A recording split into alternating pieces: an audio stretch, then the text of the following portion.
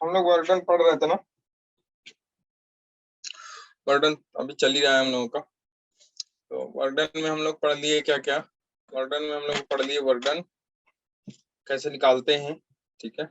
उसके बाद अब थोड़ा आगे चलते हैं, वर्डन वेरिएबल फोर्सेस के लिए कैसे निकालते हैं। वेरिएबल फोर्सेस में अगर फोर्स डिस्प्लेसमेंट का फंक्शन हो, फोर्स वेलोसिटी का फंक्शन हो और फोर्स टाइम का फंक्शन, तो तीनों केस में हम लोगों ने कई सारे क्वेश्चंस देखे ना। अब हम लोग आगे चलते हैं बच्चे, बात करते हैं conservative and non conservative force. लिखो conservative and non conservative force, conservative and non conservative. Conservative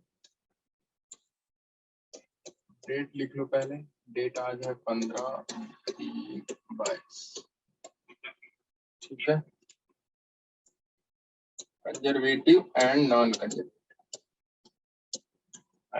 non conservative force, ठीक है। इसको समझने के लिए हम लोग ना 2-3 एग्जांपल से समझेंगे तो समझ में आ जाएगा कि कंजर्वेटिव और नॉन कंजर्वेटिव फोर्स क्या होता है। जैसे हम बात करें, जैसे मान लो कि एक बॉडी है, क्वेश्चन हम देते हैं, आप लिखो। एक बॉडी है जो कि पॉइंट ए से पॉइंट बी पे जा रही है। पॉइंट ए पे उसका जो पोजीशन है वो है 1, 2, 3, ठीक है। पॉइंट बी पे जो उसकी पोजीशन है वो है 4, -2, 5 मान, ठीक है। उस बॉडी पे जो फोर्स लग रहा है, लिखो बच्चे, force acting on the body is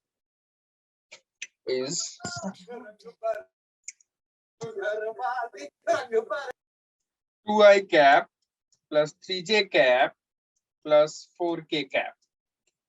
ये फोर्स लग रहा है उस बॉडी पे, ठीक है। क्लियर है? तो आपने बताना है कि how much work is to be done by the force, ठीक है। जल्दी से मुझे बताओ। ये हम लोग एक्चुअली पढ़ रहे हैं conservative and non conservative force. Conservative and non conservative force में मैंने फोर्स दे दिया आपको, और ये उसकी पोजीशन है, पोजीशन ए से पोजीशन बी पे कोई पार्टिकल जा रहा है। तो आपने बताना है कि how much work is to be done by the force F is equal to 2i cap plus 3j cap plus 4k cap. मेरे बच्चे मुझे लगता है जल्दी से बताएंगे, बताइए कितना आया। वर्डन इज इक्वल टू कितना आया, बताओ जल्दी बताओ। Good evening sir. Good evening. 2 Newton. कितना है बच्चे? 2 न्यूटन। 2 न्यूटन आपने किया होगा सर 2 जूल आपने किया होगा। Work done W is equal to F dot ds, यही तो, या F डॉट s, क्योंकि यहाँ फोर्स वेरिएबल नहीं है तो आपने सीधा सीधा लिख दिया F डॉट s। F है आपका 2i cap plus 3j cap plus 4k cap, ठीक है। डॉट ds है आपका, कितना हो जाएगा, 4 - 1 3 3i cap minus 4j cap plus 2k हो जाएगा 3i cap minus 4j cap और प्लस 2k कैप, यही तो होगा। इसका डॉट प्रोडक्ट आपने ले लिया, 3 दूना 6 माइनस 12 प्लस 8, 8 6 14, मतलब 2 न्यूटन। 2 न्यूटन कह सकते हो आप कि ये 2 जूल हो गया। कितना जूल हो गया? 2 जूल, ठीक है। तो 2 जूल का वर्क किया आपने, ठीक है, कोई दिक्कत नहीं। एक चीज ध्यान रखना कि मैंने इसमें कहीं नहीं बताया है कि ए से बी के जाने का रास्ता क्या है। What is the path followed by the particle. क्या वो पाथ है जिस पाथ से वो पार्टिकल ए से बी तक पहुंच रहा है, ये हमने कहीं नहीं बताया। कि बताया है? नहीं बताया। लेकिन हमने सिर्फ ये कहा आपसे कि ए से बी तक पहुंचना है, ठीक है। तो ए से बी तक आप पहुंचा दो। हमने ये कतई नहीं बताया कि इसका पाथ क्या है। तो आप लिख लेना जो है इतना इतना जूल, लेकिन पाथ हमें बताया नहीं गया क्वेश्चन में, नहीं। उसमें लिख लेना आंसर में कि पाथ हमको नहीं पता है, हमको सिर्फ 2 पॉइंट की पोजीशंस पता थी। ठीक है, इनिशियल और फाइनल पोजीशन हमको Yes, sir. पता थी, हमको पाथ नहीं पता। ठीक, दूसरा क्वेश्चन लिख लो थोड़ा। अब देखो सेकंड क्वेश्चन मैं आपको दूं, लिखो। हमने पोजीशन मान लो बता दिया, एक है R1 कैप, R1 की पोजीशन है आपकी 2i cap plus 3j cap plus 4k cap, और R2 है 6i cap minus 2j cap और माइनस k कैप। एक फोर्स लग रहा है F इज इक्वल टू, एक फोर्स लग रहा है F इज इक्वल टू, मान लो कि 3i cap minus k cap. ठीक है, ये फोर्स लग रहा है। अब वर्क डन बता दो, इनिशियल पोजीशन ये, फाइनल ये, वर्क डन बता दो जल्दी जल्दी।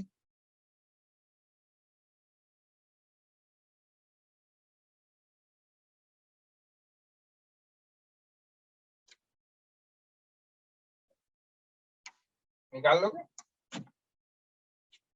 पिछला वाला ही क्वेश्चन है, 17। हाँ पिछला वाला ही है। ठीक है, पिछला वाला ही है। अब एक और लिख लो थोड़ा छोटा सा, पिछला वाला ही है। इसमें भी पाथ पता है कि नहीं पता है? नहीं पता। नहीं पता है। ठीक है, पाथ हमको नहीं पता, पोजीशन पता है 1 से 2। ठीक, अच्छा तीसरा क्वेश्चन एक लिख लो,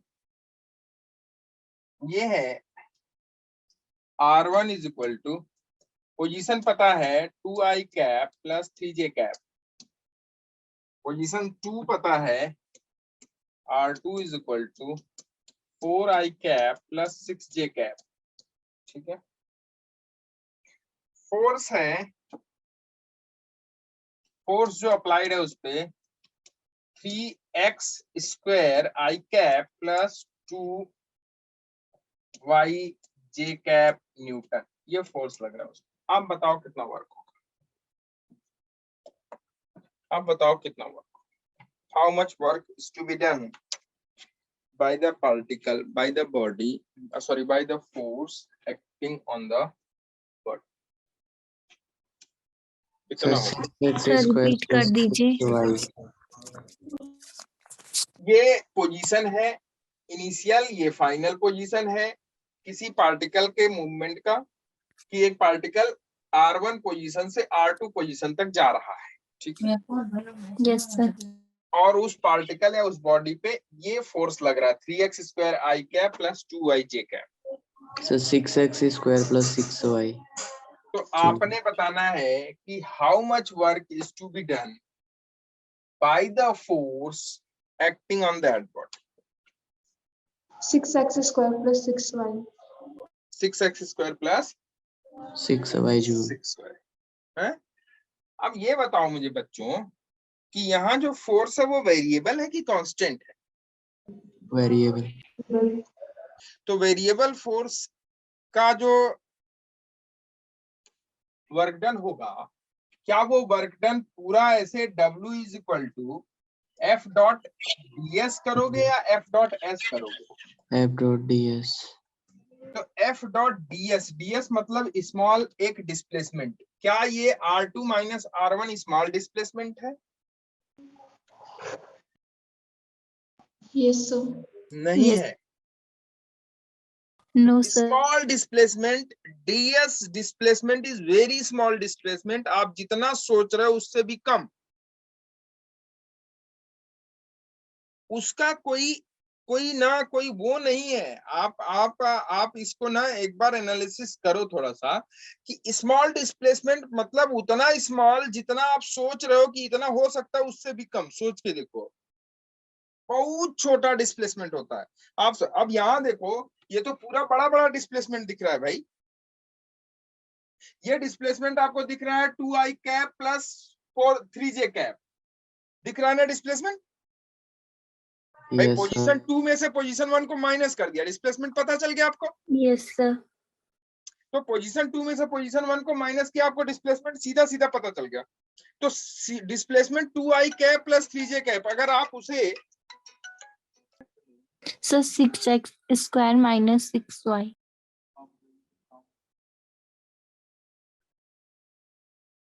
हाँ बच्चे बोलो। Sir 6x square minus 6y। नहीं, अब देखो, अब यहाँ देखो मैं क्या समझा रहा हूँ, आप समझो। यहाँ आपने सीधा सीधा ना डिस्प्लेसमेंट को फोर्स के साथ डॉट प्रोडक्ट ले लिया। Yes sir. डिस्प्लेसमेंट को फोर्स के साथ डॉट प्रोडक्ट ले लिया, डॉट प्रोडक्ट। ठीक है। डिस्प्लेसमेंट का फोर्स के साथ सीधा सीधा डॉट प्रोडक्ट नहीं होगा भाई, छोटे से डिस्प्लेसमेंट का फोर्स के साथ डॉट प्रोडक्ट हो। छोटा सा डिस्प्लेसमेंट क्या लेते हो, अब देखो यहाँ फोर्स वेरिएबल है कि कांस्टेंट, सीधा सीधा देखो वेरिएबल। तो जब फोर्स वेरिएबल होगा बच्चे ना, तो फोर्स एफ डॉट डीएस करते हैं ना, यही तो करते हैं वर्क डन के लिए। और डीएस क्या होता है, छोटा सा displacement X Y Z direction में क्या लेते हो आप, D X I cap plus D Y J cap plus D Z K cap, यही तो लेते हो। अरे नहीं आया समझ में भाई, डीएस क्या होता है, dx I cap plus D Y J cap plus D Z K cap, यही तो होता है। तो वर्क डन यहां से क्या, सॉरी डीडब्ल्यू होगा ये, तो वर्क डन यहां से क्या निकलेगा, D W is equal to F dot D S 3x square I cap plus 2y J cap dot dot dx I cap plus dy J cap plus dz K cap, क्या होगा, dx I cap plus dy J cap plus dz K cap, यही तो होगा, ठीक। अब देखो यहां आप डॉट प्रोडक्ट ले लो, तो dw मतलब ये इंटीग्रेट करोगे इसे तो ये हो जाएगा ऐसे। अब देखो इंटीग्रेट करोगे इसे, x वाला x के साथ और y वाला y के साथ इंटीग्रेट होगा। लिमिट लगेगी कहां से कहां, initial position to final position. x में इनिशियल पोजीशन क्या है, देखो ये पोजीशन दिया हुआ है, x में इनिशियल पोजीशन क्या है 2, y में इनिशियल पोजीशन 3, यस सर जी। x में इनिशियल पोजीशन फाइनल पोजीशन 4 और y में फाइनल पोजीशन 6। तो x का इंटीग्रेट करोगे तो लिमिट लगाओगे 2 to 4 और y का इंटीग्रेट करोगे तो लिमिट लगाओगे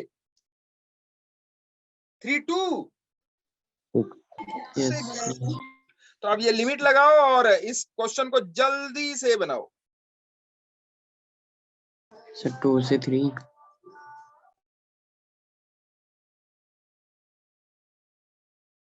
सर लिमिट 2 से 3 है। 2 से 4। लिमिट क्या लगाओगे x में, अब देखो w निकालोगे यहां से, ये बच्चे मेरे देखो ये सब आपको सीखना चाहिए। और मुझे लगता है कि आप ना चूंकि बनाए नहीं क्वेश्चन को। अब देखो लिमिट यहां लगाओगे तो x का 3x स्क्वायर आई कैप और dx आई कैप, तो dx I cap 3x square के साथ इंटीग्रेट होगा, सॉरी वो डॉट प्रोडक्ट है उसका, तो ये हो जाएगा integration of 3x square dx। Clear, I cap 1 हो गया plus integration of 2y dy, Z में तो कुछ है ही नहीं फोर्स, तो उसका डॉट प्रोडक्ट क्या होगा 0। तो यहाँ लिमिट लगाओगे कहां से कहां बताओ, यहाँ लिमिट लगाओगे इनिशियल है 2x में और फाइनल है 4, तो 2 to 4 x में, और y में कितना लगाओगे, y में लगाओगे 3 to 6। मुझे लगा नहीं तुम्हें आया सर।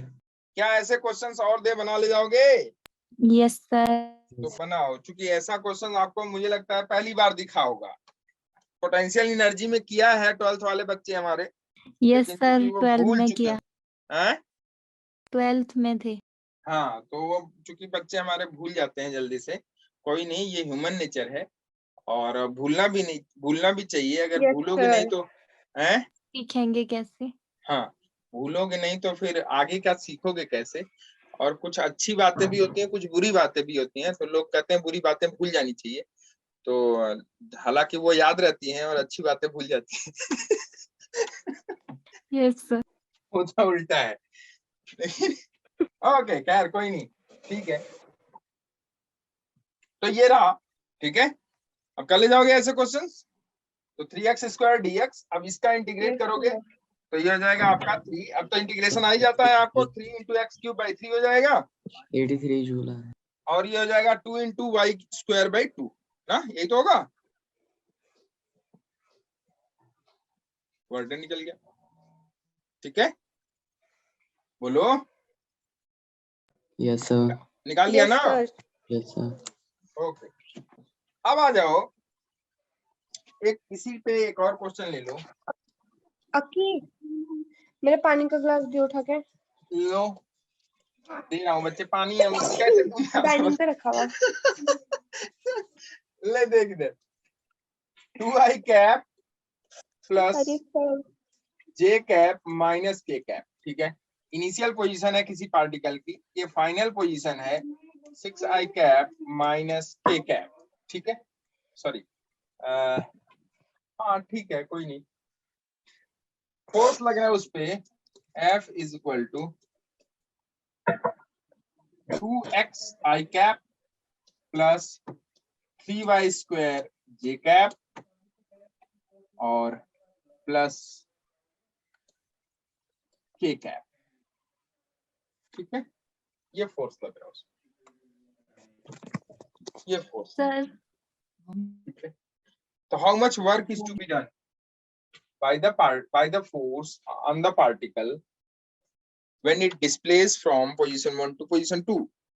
जब ये पोजीशन 1 से पोजीशन 2 पे डिस्प्लेस हुआ है तो कितना वर्क डन करना पड़ेगा इस फोर्स के कारण। सर हाँ बच्चे बोलो। सर दूसरा वाला पेज दिखाना। दूसरा वाला पेज, ये रहा।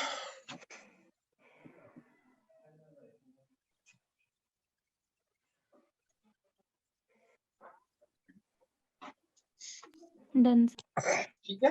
अच्छा अब ये बताओ, पिछले वाले क्वेश्चन में क्या आपको ये पता था कि किस पाथ से वो जा रहा है? नहीं पता था। No sir. पता था? नहीं पता ना?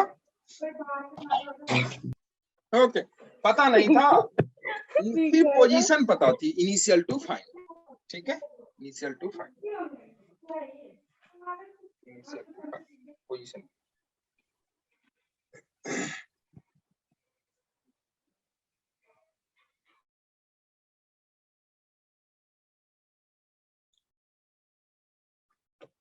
तो ये वर्क डन आपने निकाल लिया होगा मुझे लगता है।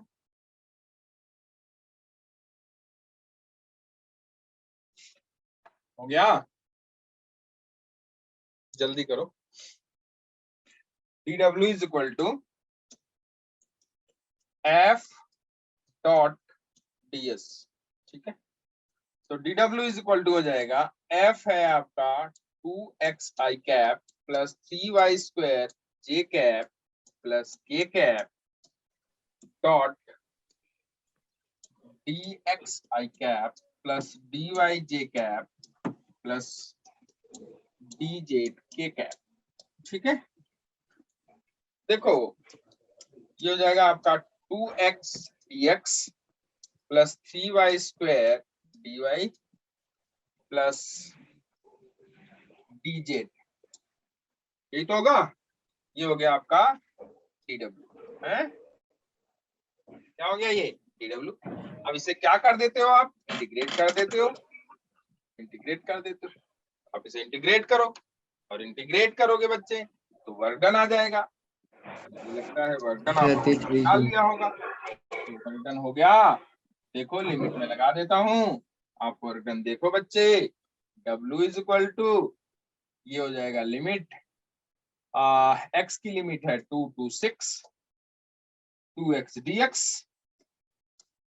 y की लिमिट है प्लस इंटीग्रेशन ऑफ y की लिमिट है dy² dy, लिमिट है 1 to 0 ना, 1 to 0 1 to 0। हालांकि लिमिट हमेशा लोअर से हायर होती है ना, 0 to 1 होगा, तो 0 to 1 होगा बच्चे, तो यहाँ इसे क्या कर दोगे, माइनस कर सकते हो, करते हो ऐसा, तो इसे आप माइनस कर दो तो लिमिट हो जाएगी 0 to 1, या यही रहने दो, ठीक है, कोई दिक्कत नहीं, हमने इसे प्लस कर दिया है, ठीक है, ठीक है, ओके। तीसरी कंडीशन है,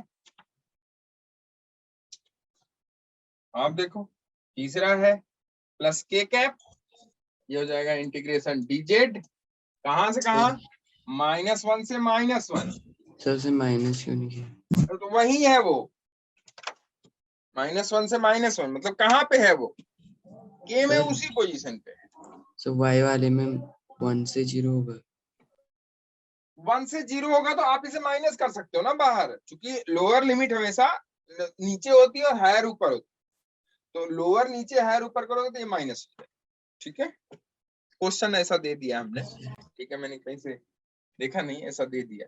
कहने का मतलब मैं ये सिखा रहा हूं आपको कि हाँ, आपको जब भी ऐसा क्वेश्चंस मिलेगा उसमें पोजीशन आपको इस फॉर्म में भी हो सकती है जो कि दिया गया है, ठीक है, पोजीशन इस फॉर्म में भी हो सकती है, और आपको फोर्स वेरिएबल हो सकता है, तो वर्क डन आप कैसे निकाल, ठीक है, यस सर। कोई दिक्कत, नो। ओके। एक क्वेश्चन और लिख, नो सर। अब देखो एक क्वेश्चन और लिख लो। एक पार्टिकल है जिसकी पोजीशन है 1, 2, 3, ठीक है, ए पोजीशन, बी पोजीशन है उसकी 2, 5, 4, ठीक है, उस पार्टिकल पे फोर्स लग रहा है F is equal to Y I cap plus X J cap, ध्यान से, Y I cap plus X J cap, ये फोर्स लग रहा है, ठीक है, तो आपने बताना है how much work is to be done by the force on the particle when it How displace much? फ्रॉम, how much work is to be done by the force on the particle when it displays from point A to point B. When a particle displays. From point A to point B. Point A से point B पे जब हम displace कर रहे हैं तो कितना work done करना पड़ेगा, किस ठीक है। अब देखो इस क्वेश्चन को मैं बना देता हूं, क्योंकि इसमें आपको दिक्कत हो जाएगी बहुत ज्यादा, 4 जूल, हैं, तो 4 जूल आ रहा है ये शायद, कितना आ रहा है, 4 जूल। 4 जूल आ रहा है, देखते हैं, dW is equal to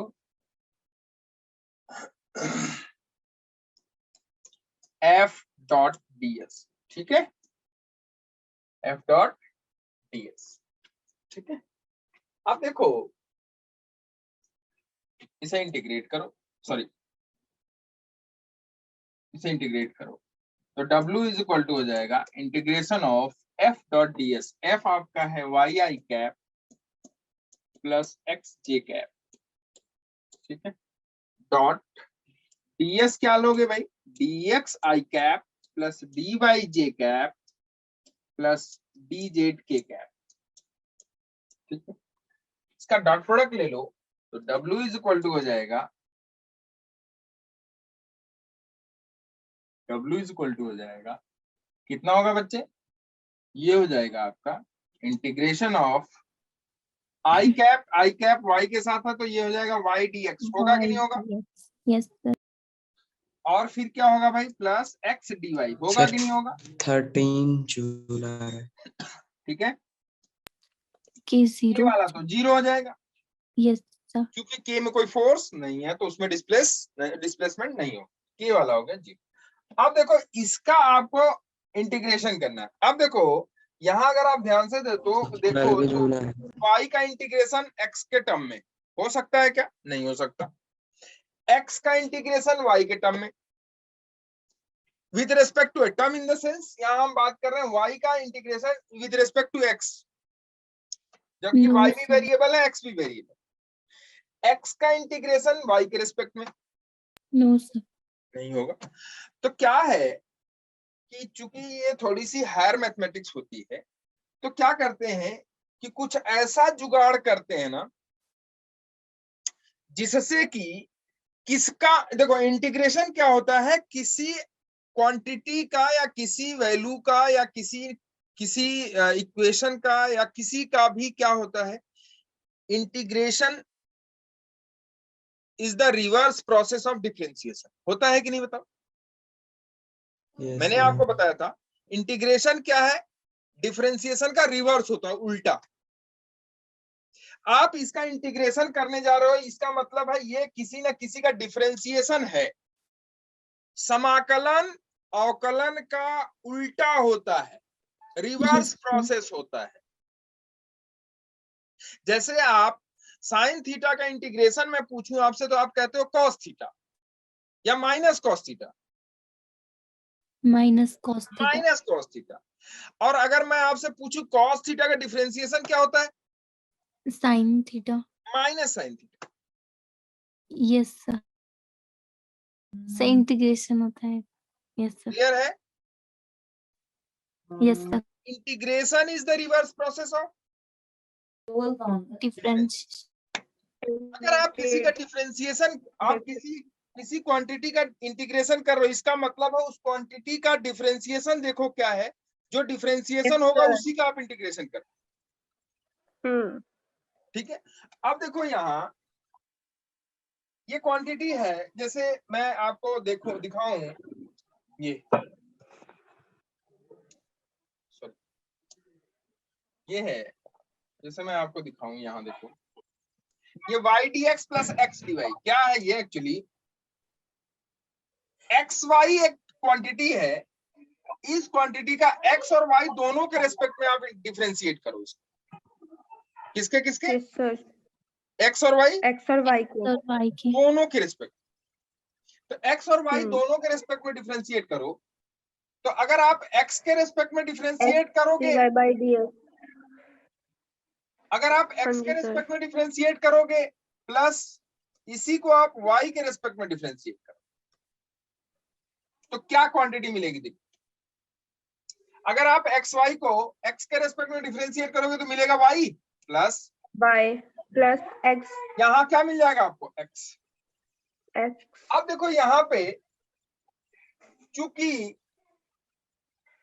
y एक कांस्टेंट, y क्या है, y आपका एक वेरिएबल है और x भी आपका वेरिएबल है, तो हम दोनों का एक साथ न तो x का न तो एक मतलब ऐसा हम डिफरेंशिएशन नहीं कर सकते। क्यों नहीं कर सकते? क्योंकि एक ही क्वांटिटी का पहले x के साथ डिफरेंशिएशन प्लस उसी का y के साथ डिफरेंशिएशन, ऐसा नहीं होता है। जैसे हम xy को डिफरेंशिएट करें ऐसे, देखो अगर हम xy को x के रेस्पेक्ट में डिफरेंशिएट करें, तो xy को अगर x के रेस्पेक्ट में डिफरेंशिएट करें तो हमारा क्या मिलेगा भाई? देखो ये मिलेगा हमारा, x को छोड़ा y के रेस्पेक्ट में डिफरेंशिएट किया तो ये हो जाएगा dy by dx, plus y को छोड़ा x के रेस्पेक्ट में डिफरेंशिएट किया तो ये हो जाएगा dx dx। तो ये हो जाएगा आपका, अगर क्वांटिटी देखें तो ये हो जाएगा x dy by dx plus y, ऐसा होगा ना अगर हमने इसे x के रेस्पेक्ट में डिफरेंशिएट किया। किसके रेस्पेक्ट में? x के रेस्पेक्ट। अब देखो इस क्वांटिटी को अगर हम ध्यान से देखें, 56. हमारी क्वांटिटी है d by dx xy is equal to x dy by dx plus y। अब यहां देखो अगर ध्यान से तो ये हो जाएगा हमारा d ऑफ xy, dx का दोनों तरफ मल्टीप्लाई कर दे तो d of xy is equal to x dy भाई dx यहाँ है, इधर जाएगा तो मल्टीप्लाई होगा तो ऊपर dx नीचे dx cancel out, plus y dx होगा कि नहीं होगा बताओ? कहने का मतलब देखो ये वाला टर्म जो है, अंदर वाला टर्म, ये वाला टर्म क्या यही है? इसका मतलब है इसका जो डिफरेंशिएशन है वो ये है d ऑफ xy, है क्या? Yes, sir.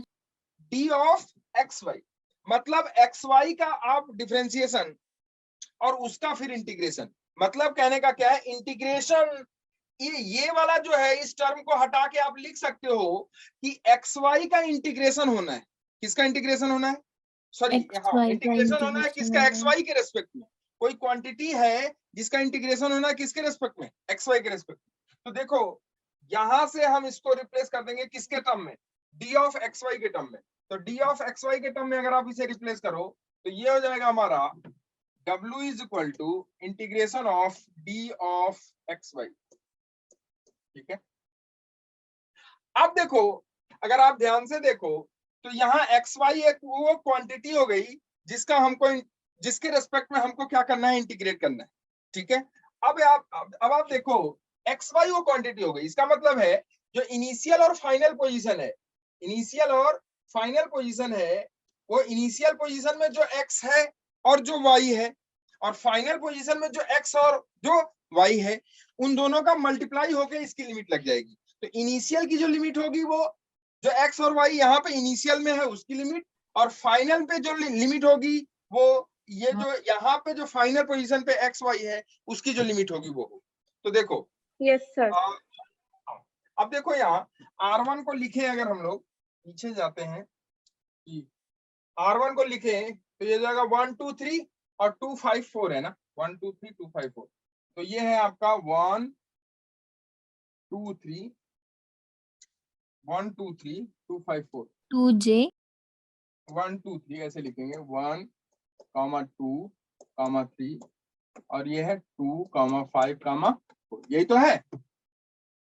यहाँ क्या है? X Y. अब देखो पहला जो लिमिट है इनिशियल वाला वो क्या है? एक्स और वाई दोनों में क्या है? एक्स में 1 है, वाई में 2 है। तो इसका लिमिट क्या हो जाएगा? इनिशियल का लिमिट हो जाएगा 2 1 जा 2। तो इनिशियल की लिमिट हो गई 2। फाइनल की लिमिट क्या हो जाएगा? 5 2 जा 10। ये हो जाएगा 2 to 10। ठीक है, 2 to 10। तो W इक्वल टू हो जाएगा। अब देखो ध्यान से, अगर d ऑफ एक्स वाई है तो इसका इंटीग्रेशन सीधा सीधा क्या हो जाएगा? X Y. Yes sir. भाई d ऑफ x होता है तो इंटीग्रेशन क्या होता है उसका? इंटीग्रेशन ऑफ dx क्या होता है? x होता है ना। Yes sir. y dy हो गया, इंटीग्रेशन ऑफ सर। dy क्या हो गया? y। ऐसे ही integration of d of x y क्या हो गया? X y, x dy dx plus y dy dx। वो तो डिफरेंशिएशन। तो ये हो जाएगा 10 माइनस 2। कितना आया? 8 जूल। Yes sir. ठीक है, यस सर।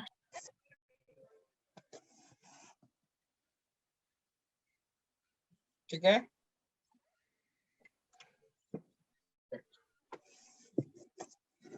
चलेगा? चलो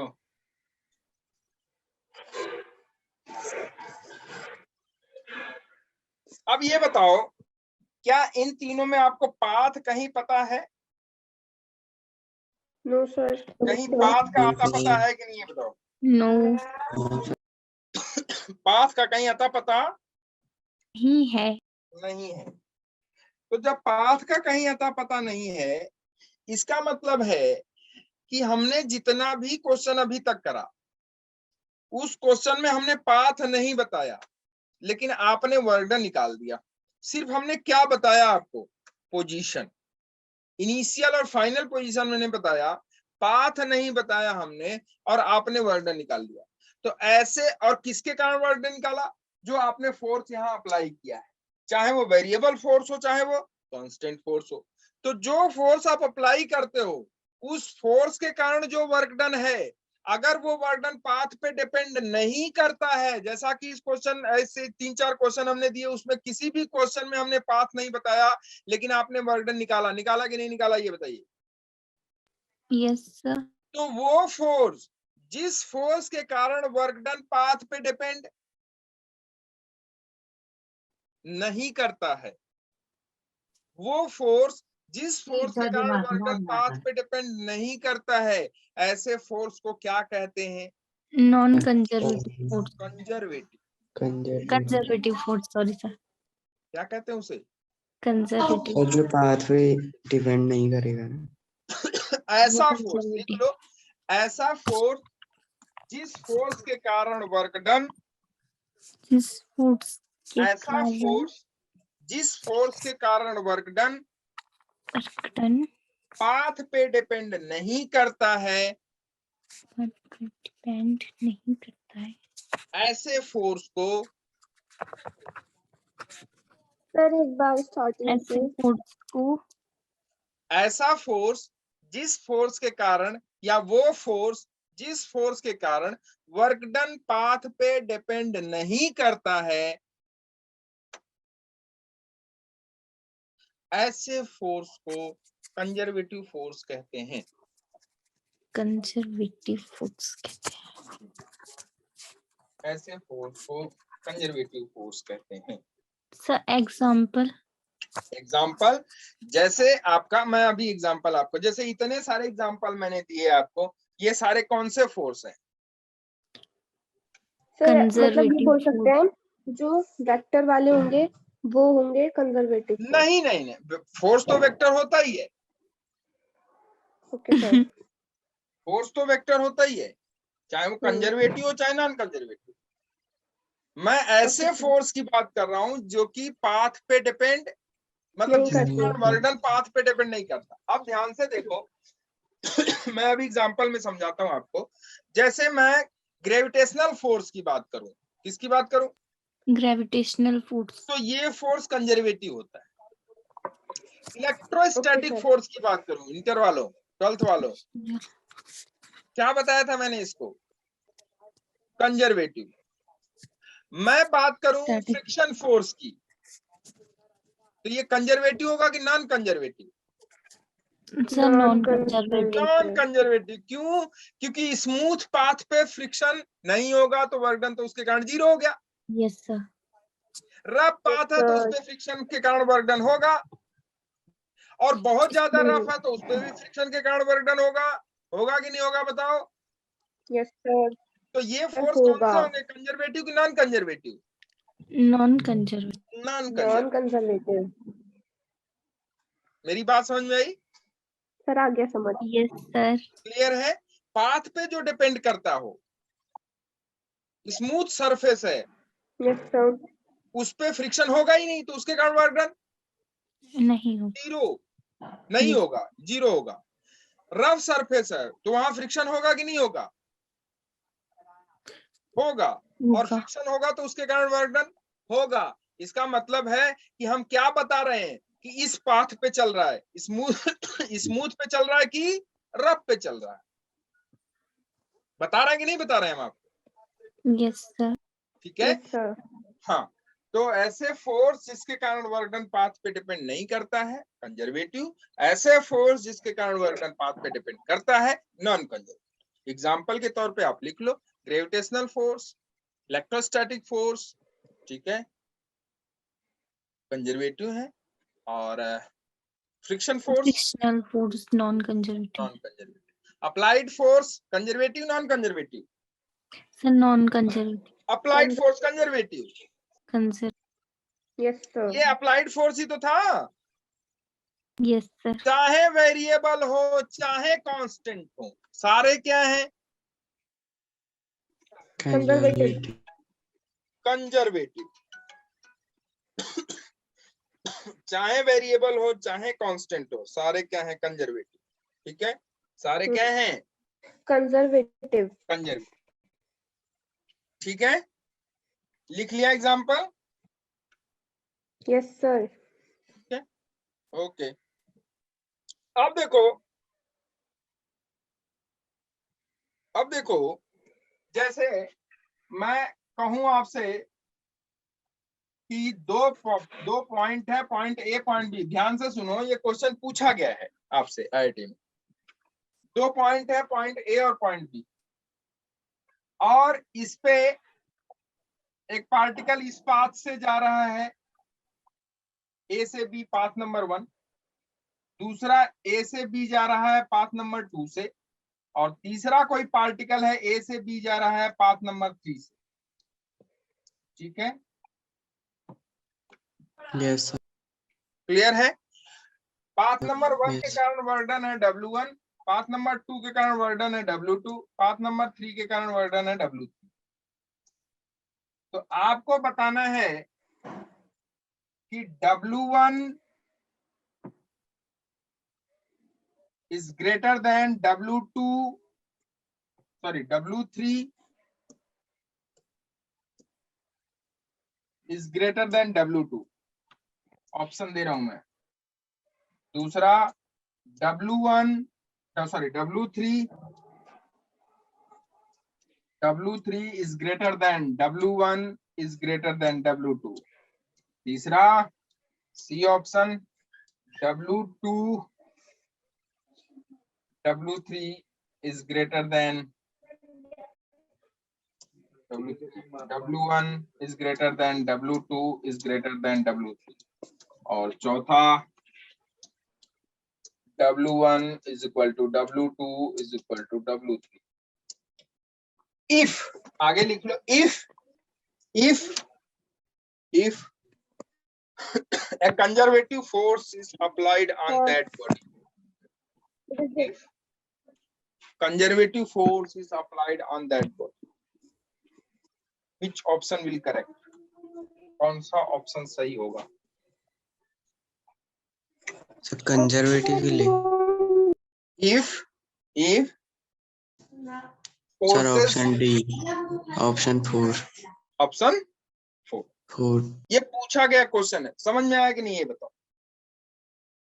यस सर। कंजर्वेटिव जहां आ जाए पाथ पे डिपेंडेंसी नहीं होगी। नहीं पाथ कर पे, चाहे वो दुनिया के किसी पाथ से जाए। यहाँ से उत्तराखंड जाना है, अगर दिल्ली से उत्तराखंड जाना है तो कई सारे रास्ते हैं जाने के, हैं कि नहीं बताओ?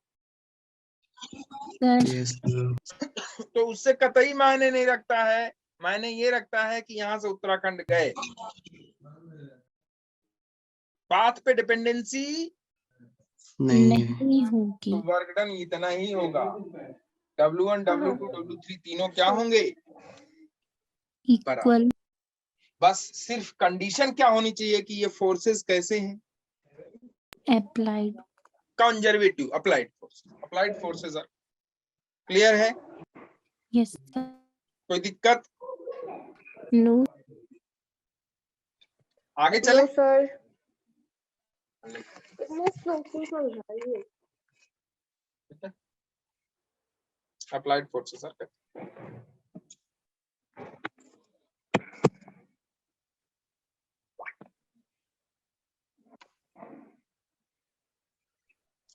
क्लियर है? Yes sir. ठीक है। अब देखो चलो एक एग्जांपल लिख लो। एक पार्टिकल है,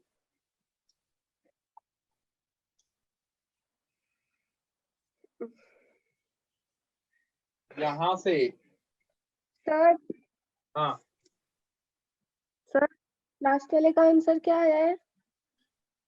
डी ऑप्शन है। जो अभी कराया। W1, W2, W3 तीनों बराबर होंगे। क्यों? क्योंकि फोर्सेस उस पे कैसे लग रहे हैं? कंजर्वेटिव, और कंजर्वेटिव फोर्सेस पाथ पे डिपेंड नहीं करते हैं। तो चाहे 1, 2, 3 कोई भी पाथ हो, पोजीशन अगर सेम है, डिस्प्लेसमेंट अगर सेम है, तो वर्क डन क्या होगा? सेम। क्लियर है? और ए से बी डिस्प्लेसमेंट क्या है? सेम है। तो डिस्प्लेसमेंट अगर सेम है तो वर्क डन सेम होगा। सेम होगा। हाँ ठीक है बच्चे।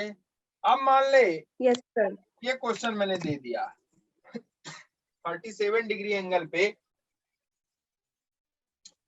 37 डिग्री एंगल पे एक पार्टिकल है और इसका मास मान ले बच्चे है 3 kg। कितना मास है? 3 kg है। और इसकी हाइट है मान ले 4 मीटर।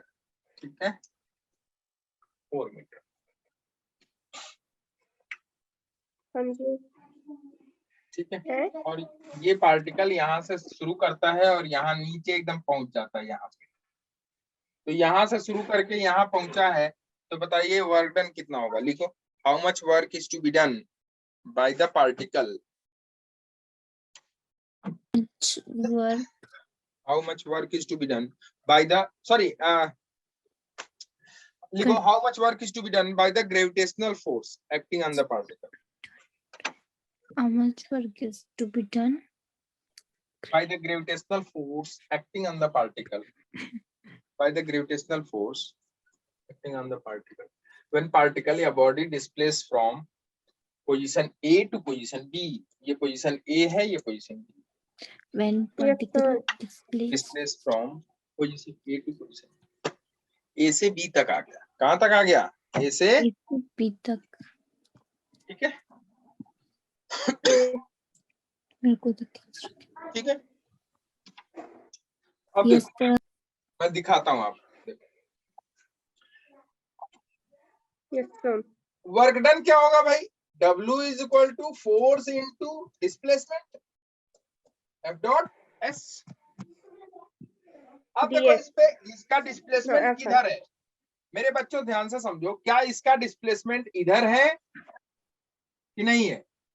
ये तो Yes. डिस्प्लेसमेंट. अच्छा, ये डिस्प्लेसमेंट है या ये डिस्प्लेसमेंट? सर वो वाला. कौन सा वाला? Sir right. ये वाला है या ये वाला है? सर राइट वाला. कौन सा राइट वाला? ये वाला नंबर 1 या Incline. Number 2? yes sir. number Incline. Number 1 या नंबर 2? Number 1.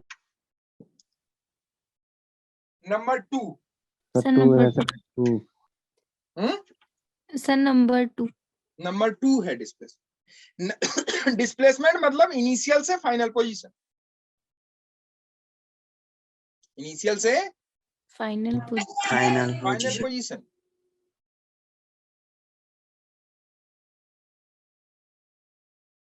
भाई ये हाइट में नीचे ही तो आया, yes Yes. sir. वाई में डिस्प्लेस हुआ यहां से यहाँ.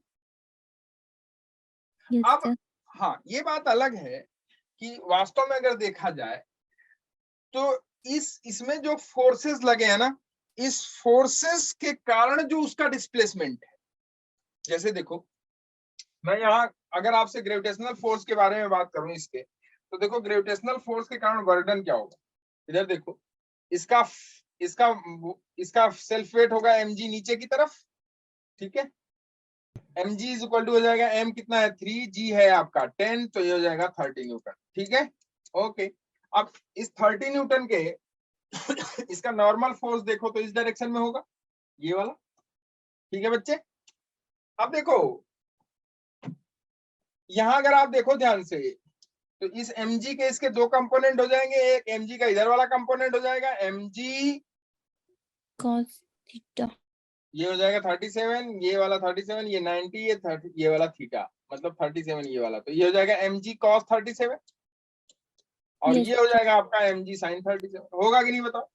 yes sir. होगा. अब देखो किसके कारण इस डायरेक्शन में डिस्प्लेसमेंट है इसका. क्या इस डायरेक्शन में डिस्प्लेसमेंट है बॉडी का कि नहीं है, ये बताओ. पहले मुझे सारे बच्चे ये बताएंगे, क्या इस डायरेक्शन में डिस्प्लेसमेंट है बॉडी का? नहीं है. इस डायरेक्शन में डिस्प्लेसमेंट नहीं. नहीं है. नहीं है. क्यों नहीं? अच्छा ये देखो, इसका डिस्प्लेसमेंट दोनों है. ये वाला भी डिस्प्लेसमेंट है इसका और ये वाला भी डिस्प्लेसमेंट है. अगर वर्टिकल में देखें तो ये वाला डिस्प्लेसमेंट है, एक्स और वाई दोनों में देखें तो ये वाला डिस्प्लेसमेंट है. ठीक है. अब देखो, नॉर्मल फोर्स और डिस्प्लेसमेंट दोनों के बीच का एंगल 90 है, तो नॉर्मल फोर्स के कारण वर्क डन तो 0 हो जाएगा. अगर डिस्प्लेसमेंट ये वाला देख रहे हैं हम, तो नॉर्मल फोर्स के कारण वर्क डन क्या हो जाएगा? 0. क्यों? क्योंकि नॉर्मल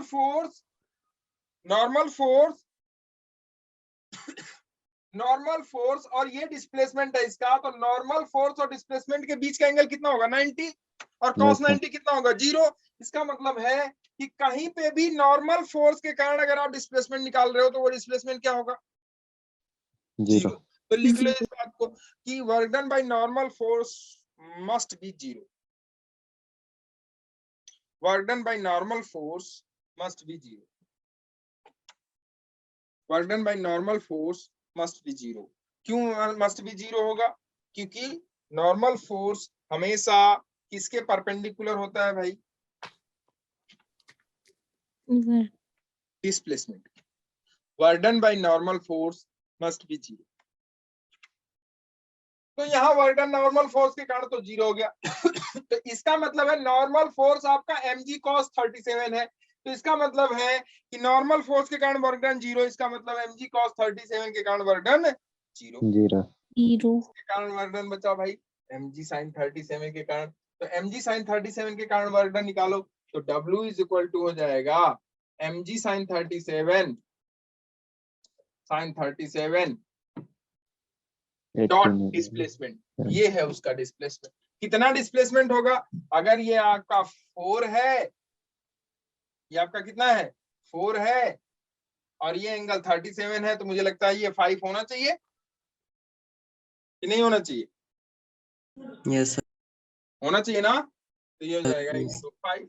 और फोर्स और डिस्प्लेसमेंट दोनों एक ही डायरेक्शन में।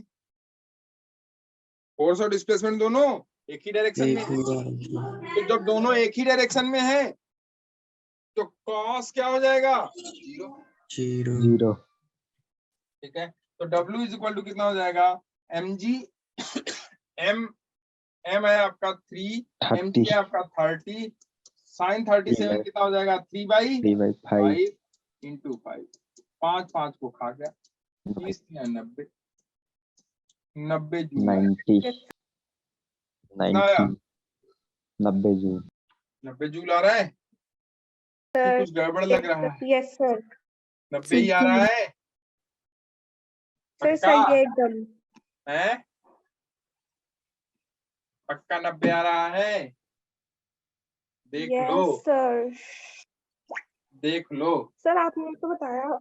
मैं देख रहा हूँ। सर sin 37 की वैल्यू होती है 3/5 ना, हाँ तो 4/3 हो जाएगा कौन सा? डिस्प्लेसमेंट में। ये 4 है। यस यही मैं सर। कह रहा हूँ कुछ गलत हो रहा है। देखो यस यस सर, सर। मैंने भी कहा ये था निकालो, कुछ। ये कितना होगा? 4/3। ये देखो, ये है आपका 4, ये 37 है, तो ये डिस्प्लेसमेंट कितना होगा बताओ? ये वाला हाइपोटेनस, ये 4 है, ये आप हाइपोटेनस h मान लो, कितना हो जाएगा ये हो जाएगा आपका sin 37 is equal to 4/h होगा। Yes sir. यस अरे होगा सर। कि नहीं होगा? तो 37 हो जाएगा 3/5 is equal to 4/h। h is equal to कितना आएगा 20/3।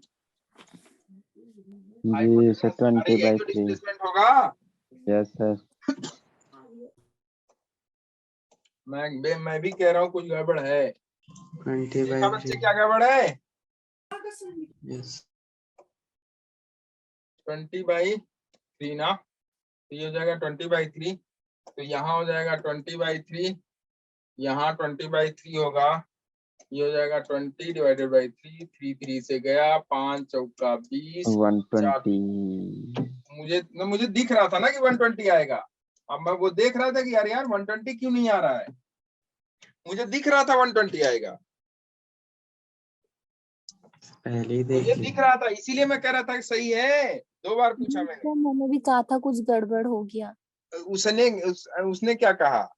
कहा आपने बताया तो सही होगा। मैंने कहा कुछ गड़बड़ है। सर मैंने भी कहा। देखो एक्चुअली में क्या है, मुझे क्या दिख रहा था, ध्यान से देखो। मुझे दिख रहा था कि यहाँ जो वर्तन हो रहा है किसके कारण हो रहा है? ग्रेविटेशनल फोर्स के कारण। किसके कारण? Gravitational force. अब ग्रेविटेशनल फोर्स के ही तो कंपोनेंट ये वाले हैं। Yes sir. इसके कारण हो रहा है, इसके कारण नहीं हो रहा है। Yes sir. ध्यान से समझना। अब अगर हम ग्रेविटेशनल फोर्स का डिस्प्लेसमेंट देखें, ग्रेविटेशनल फोर्स की डायरेक्शन में अगर बॉडी का डिस्प्लेसमेंट देखें, एक्चुअल में जो ग्रेविटेशनल फोर्स है जो कि कंपोनेंट नहीं है, तो ग्रेविटेशनल फोर्स के कारण बॉडी का डिस्प्लेसमेंट अगर हम देखें तो ये ग्रेविटेशनल फोर्स है 30 न्यूटन, और बॉडी का डिस्प्लेसमेंट उसकी डायरेक्शन में कितना है बताओ? 4 मीटर। 4 मीटर। कितना है? 4 मीटर। तो इस 30 न्यूटन के कारण कितना डिस्प्लेसमेंट हुआ? सिर्फ 4 मीटर हुआ। यस तो वर्क डन कितना हुआ, फोर्स इंटू डिस्प्लेसमेंट 30 इंटू 4 कितना हो गया 120। 0 नहीं आई बात समझ यस सर आ गया है? यस कितना सर डिस्प्लेसमेंट हुआ 1 नहीं आई बात समझ में। यस सर आ गई 30 इंटू 13 to 4 सीधा सीधा डिस्प्लेसमेंट वर्क डन कितना हुआ 120 न्यूटन 120 जूल। अरे हुआ कि नहीं हुआ?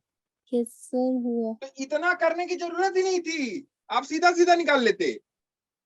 सर हमने इतना बड़ा क्यों किया मैं बता, ये तो बताया मैंने बनाने के लिए आपको कि भाई इसका डिस्प्लेसमेंट इस डायरेक्शन में है, आपने कहा हाँ है, इस डायरेक्शन में जो डिस्प्लेसमेंट है इसका, इस डिस्प्लेसमेंट के इसका जो डिस्प्लेसमेंट इस डायरेक्शन में वो किस कारण से है, ड्यू टू mg sin 37। तो force along the direction, force displacement along the direction of applied force, तो applied force mg sin 37, displacement है इस डायरेक्शन में इसका, तो वर्क डन हो गया फोर्स इनटू डिस्प्लेसमेंट। तो वो आया आपका आंसर 120 जूल। यस अब यहाँ देखो एक्चुअल में जो फोर्स इस पे लग रहा है 30 न्यूटन, और इस फोर्स के एलोंग जो डिस्प्लेसमेंट है, इस फोर्स के एलोंग जो बॉडी का डिस्प्लेसमेंट है वो कितना है, सिर्फ यही वाला ही तो है। यस सर तो वर्क डन कितना हुआ 30। आई बात समझ में नहीं आई? यस सर तो चाहे ऐसे निकालो चाहे सीधा ऐसे कर दो, काम एक ही 35 एक ही है। क्यों? क्योंकि ये जो फोर्स है, ये फोर्स कौन सा, कंजर्वेटिव कि नॉन कंजर्वेटिव? जो mg है वो कंजर्वेटिव कि नॉन कंजर्वेटिव? कंजर्वेटिव और कंजर्वेटिव फोर्स पाथ पे डिपेंड नहीं करता तो पाथ ये वाला पाथ था, क्या इस पे डिपेंड कर रहा है? नहीं। किस पे डिपेंड करता है? इनिशियल और फाइनल पोजीशन पे। इनिशियल पोजीशन ये, फाइनल ये, काम खत्म। नहीं आया सर आ गया। पक्का ना? यस सर ठीक है, तो डिस्प्लेसमेंट हुआ कितना, यही तो है डिस्प्लेसमेंट इसका, इस वाले फोर्स का 30 न्यूटन, क्योंकि पाथ पे डिपेंड नहीं कर। तो चाहे जिस पाथ से जाओ आप पहुंचे तो यही ना, इसलिए वर्क डन इतना। फिर से एक क्वेश्चन देते हैं, तब आप इसे बनाओ। अब देखो थोड़ी और क्लियरिटी आएगी। इधर देखो, एक पार्टिकल यहां से चला, यहां से चला, मान लो पार्टिकल पोजीशन ए से चला और पोजीशन बी पे पहुंच गया यहाँ, ठीक है, और मान ले ये 3 मीटर है, कितना है ये एंगल है आपका 30-70, इसका मास मान लो 4 kg है, ठीक है।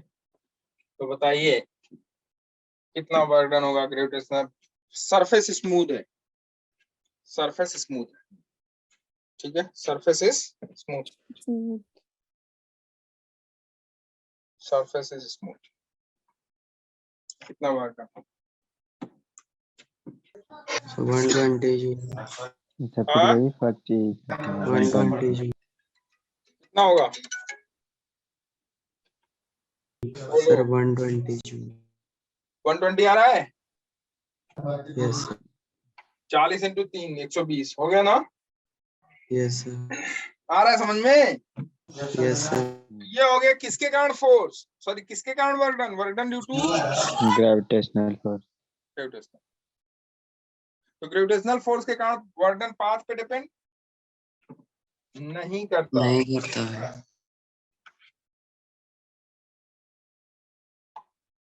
ठीक है। अब बताओ आया समझ में नहीं आया? ऐसे निकालोगे तो नहीं सर थोड़ा लॉन्ग ये हो गया डिस्प्लेसमेंट। तो कहने का मतलब ये है, ये हो गया इसका डिस्प्लेसमेंट, कितना होगा ये 5 मीटर, नहीं हाँ 5 मीटर होगा, होगा कि नहीं बताओ? अरे होगा ना। और ये हो गया mg, mg कितना हो गया 40, ये हो गया उसका कंपोनेंट g sin 37 और ये हो गया g cos 37, sorry 40 cos 37, 40 sin 37, 40 cos 37, 40 sin 37, cos 37, ठीक है, ये नॉर्मल, ठीक होगा कि नहीं बोलो? अरे बोलो झटाझट। No. तो इसी डायरेक्शन में डिस्प्लेसमेंट होगा कि नहीं होगा? इस वाले फोर्स के कारण वर्डन अगर आपसे पूछे तो आप क्या कहोगे?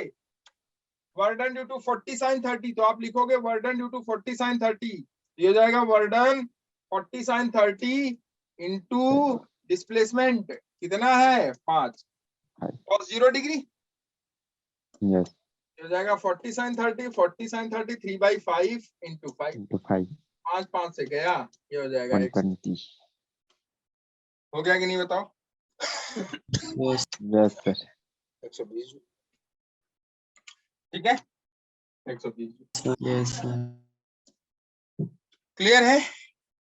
Yes. ओके, अच्छा अब देखो, अगर सीधा सीधा आप देखो कि इस 40 के कारण इस 40 के कारण कितना डिस्प्लेसमेंट हुआ, तो फोर्स इस डायरेक्शन में है और डिस्प्लेसमेंट इस डायरेक्शन में कितना है भाई? 3 मीटर ही तो नीचे आया, Yes, sir. 3 मीटर ही तो नीचे आया, तो बर्डन Yes, कितना हो sir. जाएगा? बर्डन हो जाएगा 3. 40 के कारण 40 इंटू 3। 122. अगर मैं आपसे 40 cos 37 के कारण बर्डन पूछूं तो कितना होगा? Sir, 0. 40 cos 37 के कारण, तो लिख लो इन सब चीजों को, ठीक है, Yes. डायरेक्ट फटाफट आप क्वेश्चन बना सकते हो, ठीक है।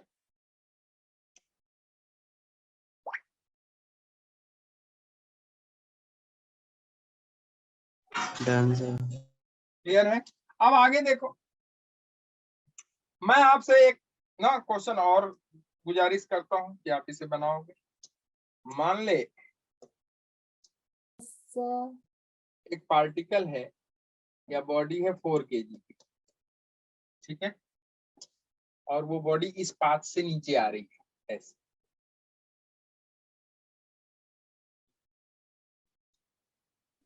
यहाँ पर ये है पोजीशन और ये पोजीशन बी है, ये 3 मीटर है, ये 2 मीटर है, ये 4 मीटर है और ये 1 मीटर है। ए से बी तक पहुंचने में कितना वर्डन ग्रेविटेशनल फोर्स के कारण करना पड़ेगा? लिखो, work done by the gravitational force when body displace from point A to B. Work done by gravitational force when body displace from point A to B.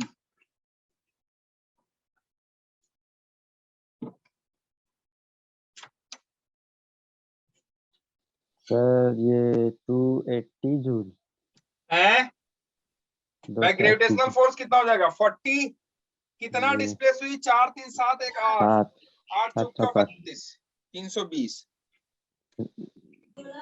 कैसे? सॉरी 1 नहीं, ओ सॉरी 4 4 3 3 7 7 चौक 28 280। गुड, मुझे लगा नहीं आया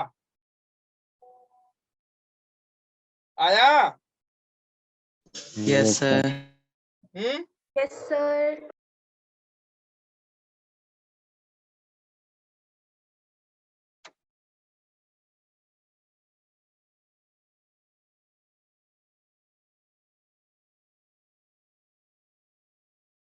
ठीक है,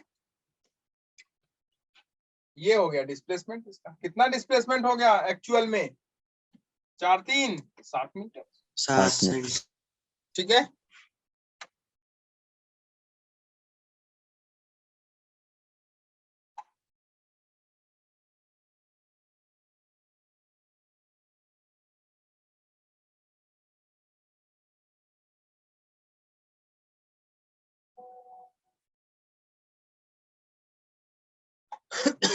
ठीक है भाई, 4 3 7 मीटर हो गया कि नहीं बताओ? पाथ पे डिपेंड, सीधा समझ में आया कि ग्रेविटेशनल फोर्स के कारण वर्डन पाथ पे डिपेंड नहीं करता। और वैसे भी देखो, अगर आप क्वेश्चन बनाओगे तो मेरे बच्चों में समझा देता हूं आपको, क्योंकि मुझे समझाना यही है कि पाथ पे डिपेंडेंसी नहीं होती ग्रेविटेशनल फोर्स के कारण। ठीक है, तो देखो इसका जो वर्डन होगा भाई 40 जूल 40 न्यूटन किधर लग रहा है, नीचे की तरफ लग रहा है फोर्स ये। अब इसका डिस्प्लेसमेंट अगर ए से मान लो ये पॉइंट कोई सी है, ये कोई डी है, ये कोई ई है, तो ए से सी तक देखें तो वर्डन कितना हो जाएगा 40 के कारण, बताओ। फोर्स इनटू फोर्स की डायरेक्शन क्या है, डाउनवर्ड, डिस्प्लेसमेंट भी डाउनवर्ड है, दोनों एक ही डायरेक्शन में है, तो वर्डन क्या हो जाएगा 40 इंटू 3, होगा कि नहीं होगा बच्चे बताओ। तो ए टू सी में वर्डन हुआ कि नहीं हुआ? ए टू हुआ। सी में हुआ।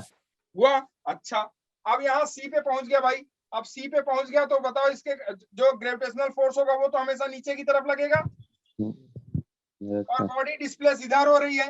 बताओ ग्रेविटेशनल फोर्स और डिस्प्लेसमेंट के बीच एंगल कितना, मतलब डब्ल्यू, अगर डब्ल्यू सी डी की बात करें तो डब्ल्यू सी डी कितना होगा, वर्डन इन सी डी 0 0। क्यों? क्योंकि वर्डन 40 एंगल न्यूटन 9 फोर्स नीचे की तरफ लग रहा है और डिस्प्लेसमेंट इधर है, तो वर्डन और फोर्स और डिस्प्लेसमेंट दोनों के बीच एंगल कितना, 90 डिग्री, तो वर्डन कितना होगा 0। ध्यान से समझना। आप कहाँ पहुंच गया, डी पे, यहाँ पहुंच गया, इधर फोर्स किधर लग रहा है, नीचे की तरफ, डिस्प्लेसमेंट नीचे की तरफ, तो बताओ वर्डन इन डी ई कितना होगा, वर्डन इन डी कितना होगा 40 इंटू 4, 40 इंटू 4, तो 40 इंटू 4 कितना हो गया 160। क्लियर है? अच्छा, अब कहाँ पहुंच गया ई पे, बताओ ई पे 40 न्यूटन किधर लग रहा है, नीचे, डिस्प्लेसमेंट इधर, दोनों के बीच एंगल कितना 90। तो बताओ वर्डन कितना होगा, डब्ल्यू ई बी कितना हो जाएगा 0। तो नेट वर्डन या टोटल वर्डन अगर निकालोगे तो टोटल वर्डन कितना हो जाएगा, देखो 4 × 12, ये तो हो जाएगा 120 जूल, ये हो जाएगा आपका 160 जूल। तो टोटल वर्डन कितना होगा, टोटल वर्डन हो जाएगा डब्ल्यू ए बी, जो कि जिस पाथ से वो आया है, W A B plus W B C, sorry A B कह रहा हूं मैं, AC W A C plus W C D, W C D plus W D E plus W E B, यही तो होगा।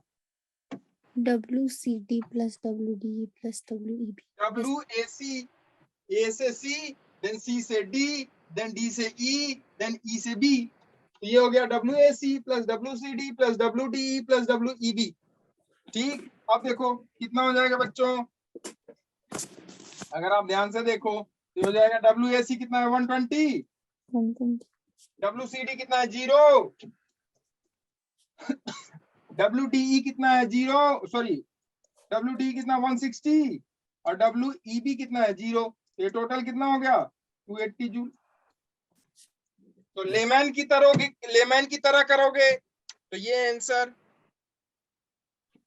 लेमैन की तरह करोगे तो ये आंसर, तब भी वही, और स्मार्ट बॉय की तरह करोगे तब भी वही, कि आपको पता है एक्सटर्नल फोर्स हो, ग्रेविटेशनल फोर्स हो, मतलब external in the sense applied force हो, ग्रेविटेशनल फोर्स हो, कोई भी फोर्स, चाहे वो वेरिएबल हो चाहे वो कांस्टेंट हो, ये सारे फोर्स के कारण जो वर्क डन होगा वो वर्क डन पाथ पे डिपेंड नहीं करेगा, और पाथ पे डिपेंड नहीं करेगा तो वर्क डन सीधा सीधा निकाला जा सकता है सिर्फ और सिर्फ इनिशियल और फाइनल पोजीशन देख के। ठीक है, Yes, sir. ठीक। तो ये ग्रेविटेशनल के कारण हमने वर्क डन दिखाया कि कतई पाथ पे डिपेंड है। नहीं. ठीक है, अब आगे आ जाओ, टॉपिक पढ़ते हैं। तो ये बात समझ में आई, मैंने करके भी दिखाया, आपने भी इसको किया, तो कहने का मतलब है कि जो वर्क डन होगा वो पाथ पे डिपेंड नहीं करता है कंजर्वेटिव फोर्स के कारण। और कंजर्वेटिव फोर्स कैसे होते हैं, अप्लाइड फोर्स, चाहे वो वेरिएबल हो चाहे वो कांस्टेंट हो, ग्रेविटेशनल फोर्स, इलेक्ट्रोस्टैटिक फोर्स, ये सारे फोर्स कैसे हैं, मैग्नेटिक फोर्स, ये सारे फोर्स कैसे हैं, कंजर्वेटिव, ये पाथ पे डिपेंड नहीं करते। ओके, अब आ जाओ, लिखो kinetic energy. Yes sir. Kinetic energy, हाँ, kinetic kinetic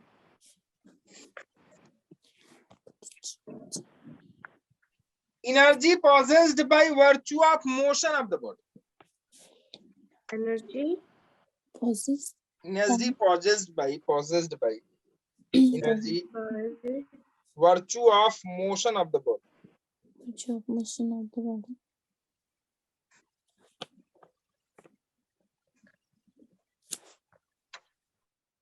Virtue of motion of the body. Capacity to do work by the motion of the body. Energy क्या है? What is energy? Energy, capacity to do work. So Work. capacity to do work by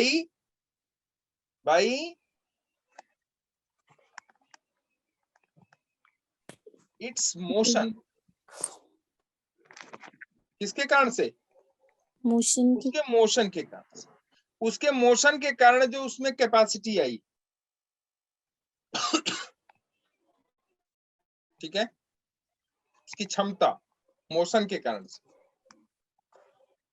Capacity to do work to Yes, capacity to do work by its motion या motion of the body.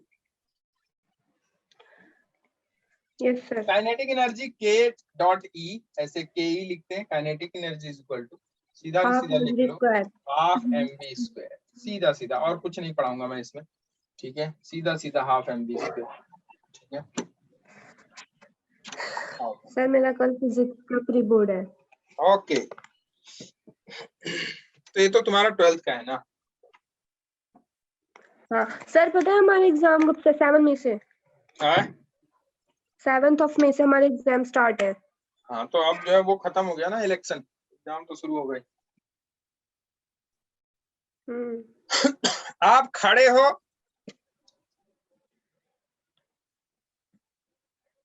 Yes, तो work sir. कर सकते हो, चल रहे हो, चलते चलते वर्क कर सकते हो। बहुत बहुत तेजी से दौड़ते गए, किसी बॉडी को मारे तो और तेजी से वर्क होगा। हाँ जी सर। ठीक है। Yes sir. काइनेटिक में एनर्जी possessed by या capacity to do work by its motion, किसी बॉडी के मोशन के कारण जो उसमें कैपेसिटी आती है कि वो कार्य कर सकता है, Yes, वो sir. है काइनेटिक एनर्जी। ठीक है, जैसे खड़ा है आदमी, कुछ कर रहा है तो भी वर्क हो ही रहा है उसका, लेकिन दौड़ के आके भी वो वर्क कर सकता है, करता है कि नहीं बताओ? और अच्छा वर्क कर जाता है कभी कभी। अरे होता है कि नहीं होता, बताओ? होता है सर। होता है, वर्क होता है। जैसे अब देखो, पानी और तुम्हारे टिहरी डैम में पहाड़ पे ऊपर है,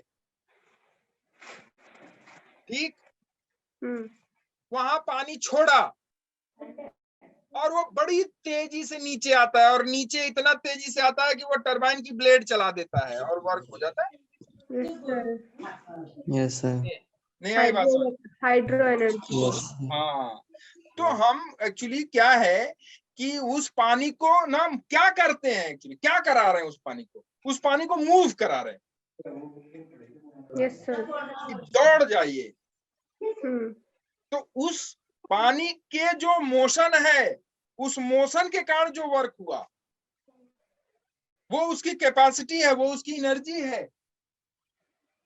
वो उसकी कैपेसिटी है कि इसके पास इतना मोशन है तो ये इतना एनर्जी इसके पास है, और वो एनर्जी किसी भी रूप में आप ले सकते हो। ठीक है, तो kinetic energy is equal to half M V square. इसकी भी यूनिट क्या होगी भाई? जूल होगी, लिख लो इसकी भी यूनिट। ठीक है, ठीक है, ओके। अब देखो यहाँ m क्या है? मास है। v क्या है? वेलोसिटी है। ये तो जानते ही हो ना? Yes sir. m mass, v क्या है? Velocity, velocity of the body, speed of the body, speed of the body. Kinetic energy vector quantity की स्केलर क्वांटिटी? बोलो, काइनेटिक एनर्जी वेक्टर क्वांटिटी की स्केलर क्वांटिटी? स्केलर। स्केलर है sir. Energy scalar है। Energy क्या है? Scalar. Scalar. हाँ, energy scalar है। तो देखो इसे ऐसे लिखते हैं, kinetic energy is equal to half m v dot v, v dot V. ठीक है। Kinetic energy in the form of momentum लिख लो, क्वेश्चन पूछा जाता है कभी कभी, एक बार पूछा है, kinetic energy in the form of momentum, kinetic energy in the form of momentum, किसके फॉर्म में? मोमेंट मोमेंटम के फॉर्म में। तो लिखो kinetic energy in the form of momentum, in the form of momentum, in the form of momentum. तो देखो momentum क्या होता है, मोमेंटम हम लोग जानते हैं P = mv होता है कि नहीं, बताओ? Yes sir. होता है ना। तो काइनेटिक एनर्जी क्या हो जाएगा, हाफ, काइनेटिक एनर्जी होता है हाफ mv² होता है कि नहीं। अब देखो यहाँ हम लोग m का ऊपर मल्टीप्लाई और m का नीचे मल्टीप्लाई करते हैं, देखो एम कट जाए, m काटने हमने मल्टीप्लाई किया तो तू काट देगी, m का ऊपर और m का नीचे मल्टीप्लाई किया हमने, तो ऊपर हो गया m², v², नीचे हो गया m, तो इसे हम लिख सकते हैं हाफ mv को लिख सकते हैं mv², m² v² को लिख सकते हैं mv का whole square divided by m, लिख सकते हैं कि नहीं, बताओ? तो ये हो जाएगा आपका mv का होल स्क्वायर हो जाएगा आपका p² डिवाइडेड बाय 2, ये हो गया काइनेटिक। सर हाँ बोलो। अगर हम ऐसे लिखें mv into v, तो ये ऐसे भी तो हो सकता है p v/2। देखो हम वेलोसिटी को नहीं लाना चाहते, क्यों? क्योंकि मोमेंटम जिसके पास है इसका मतलब उसके पास वेलोसिटी है। Yes sir. तो वेलोसिटी को फिर से क्यों लाना भाई, मोमेंटम भी साथ में वेलोसिटी भी हो, तो हमने वेलोसिटी को मोमेंटम में चेंज कर दिया। Okay sir. ठीक है, मास तो कांस्टेंट है ना। हाँ जी सर। Kinetic energy = p²/2m। तो आप कह सकते हो कि kinetic energy proportional to p²। And sir 2m constant. 2m constant तो है ही है ना, मास तो कांस्टेंट होता है ना बॉडी का। Yes sir. किसी बॉडी का मास क्या है, कांस्टेंट।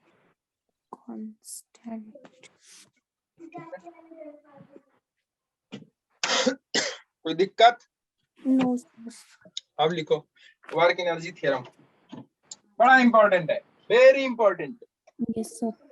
वर्क एनर्जी थ्योरम, थोड़ा थोड़ा याद आ रहा है।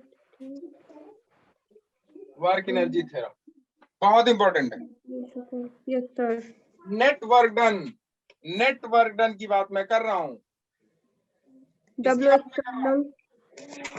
नेट वर्क डन, मेरी बात ध्यान से समझना, उस बॉडी पे कंजर्वेटिव फोर्स भी हो सकता है और नॉन कंजर्वेटिव फोर्स भी हो सकता है। Yes sir. क्लियर है? Yes sir. कंजर्वेटिव भी हो सकता है और नॉन कंजर्वेटिव भी हो सकता है। तो चाहे कंजर्वेटिव फोर्स के कारण वर्क डन हो, चाहे नॉन कंजर्वेटिव फोर्स के कारण वर्क डन हो, सबको ऐड करके क्या निकालेंगे, नेट वर्क डन। क्या निकालेंगे? Net work done. और वो नेट वर्क डन किसके बराबर होता है? W काइनेटिक एनर्जी के। Delta kinetic net work done होता है, बात समझना ध्यान से, वर्क डन नहीं। Yes sir. Net work done, net work done में work done by conservative force plus work done by frictional force. Non conservative force, लिख लो सब आ गए उसमें। Work done by conservative plus work done by non conservative.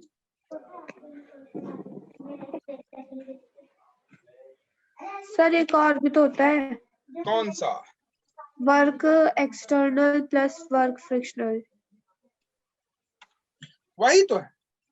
Conservative तुम्हारा external हो गया, नॉन कंजर्वेटिव फ्रिक्शन हो गया।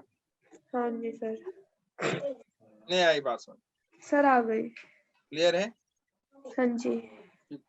अब देखो net work done = change in kinetic energy, change in kinetic energy. अब net work done = change in kinetic energy. अब देखो कैसे करते हैं हम लोग इसको। हम लोग जानते हैं F = मास इंटू एक्सेलेरेशन, ये इंटरमीडिएट में करते हैं हम लोग। मैं आपको सिखा देता हूँ। F = mass into acceleration. F क्या है? F नेट है। क्या है ये?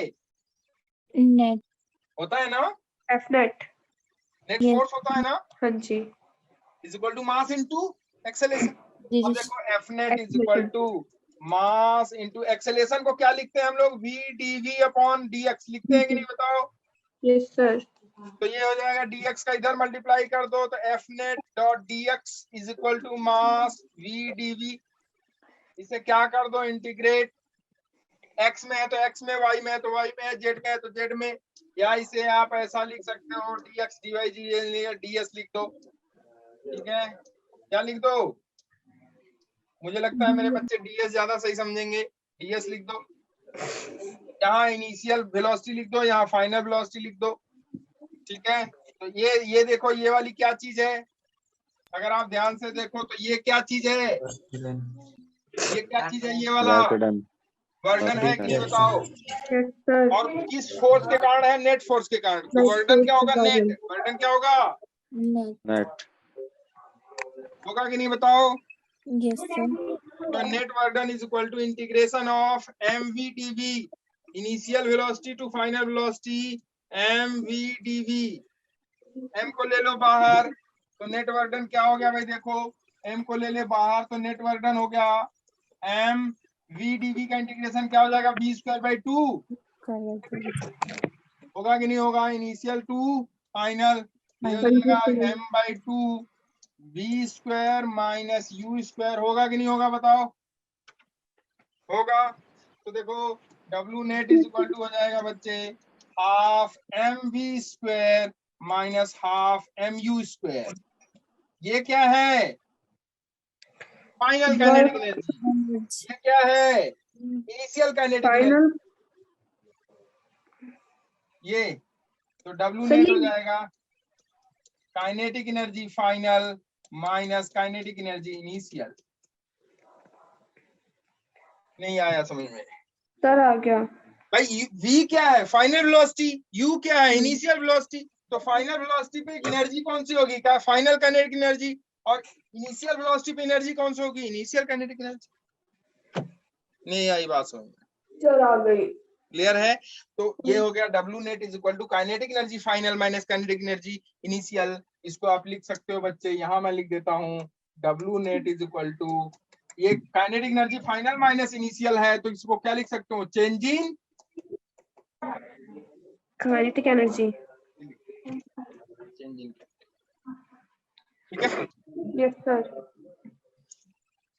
इतना ही मेरी रिक्वेस्ट है आपसे। एचसी वर्मा बना लो। एचसी वर्मा बना लोगे तो वर्क डन के क्लियर कंसेप्ट क्लियर हो जाएंगे, और वर्क डन का कंसेप्ट क्लियर होते ही मामला ठीक हो जाएगा।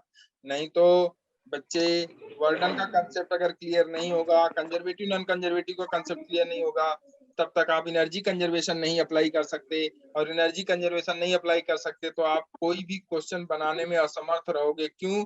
क्योंकि वर्क एनर्जी थ्योरम पे हो सकता है क्वेश्चन ना पूछे, वर्क एनर्जी पे क्वेश्चन ना पूछे, लेकिन इसका यूज बहुत जगह है। आपको वेलोसिटी निकालनी है कहीं पे, आपको हाइट निकालनी है, डिस्प्लेसमेंट निकालना है, work energy theorem apply, sorry क्या नाम है, कंजर्वेशन ऑफ एनर्जी अप्लाई करो, फटाफट निकाल सकते हो। तो कंजर्वेशन ऑफ एनर्जी आपको तभी समझ में आएगी जब आप वर्क डन कंजर्वेटिव और नॉन कंजर्वेटिव के कारण निकालना सीख जाओगे। ठीक है।